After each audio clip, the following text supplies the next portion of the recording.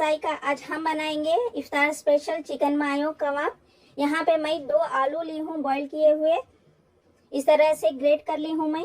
और ये जो है चिकन है बॉईल किया हुआ, श्रेड किया हुआ, ये 200 ग्राम चिकन है। अब इसमें मैं 1 टेबलस्पून फुल चिली फ्लेक्स डाल रही हूँ। मिक्स हर्ब्स है 1 टीस्पून, 1 टीस्पून काली मिर्च पाउडर है, ये डाल दें।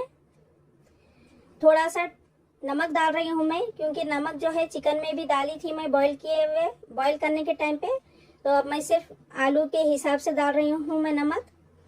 2 से 3 हरी मिर्च बारीक कट की हुई, थोड़ा सा हरा धनिया है, 1 बटर क्यूब डाल दें थोड़ा सा।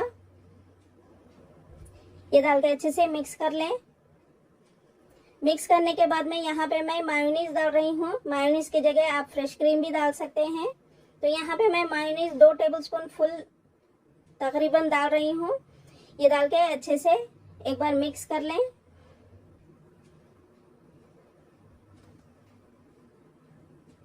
अब मिक्स करने के बाद में एक बॉल ले लें। लेने के बाद में एक अंडा फेंट लें, इसमें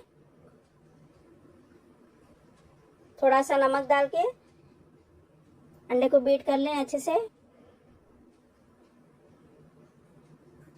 अच्छे से बीट करने के बाद में अब हम कबाब का शेप देंगे इसको।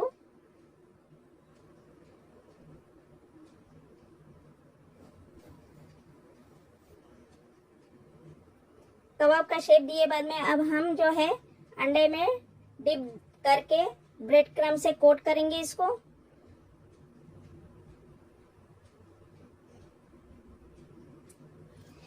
तो पहले मैं जो है गोल टिक्की का शेप दी थी, लेकिन फिर मैं वो स्किप करके इस तरह से कबाब का शेप दी हूं मैं।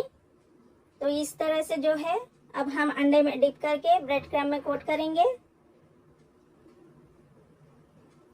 सारे एक साथ बना के हम एक प्लेट में रख देंगे। तब तक हम तेल भी रख देंगे गरम होने के लिए।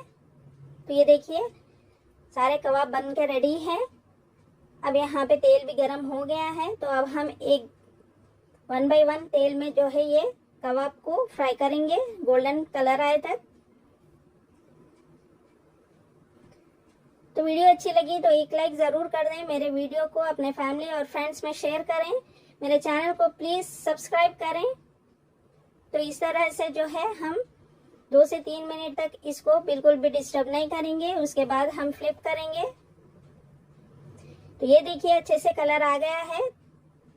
अब मैं फ्लिप भी कर दी हूँ इसको। नेक्स्ट साइड से भी जो है हम 2 से 3 मिनट तक इसी तरह से फ्राई कर लेंगे हम।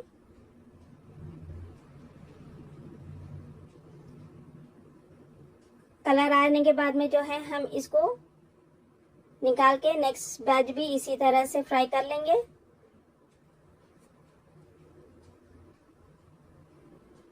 ये देखिए अच्छे से फ्राई कर लेंगे हम।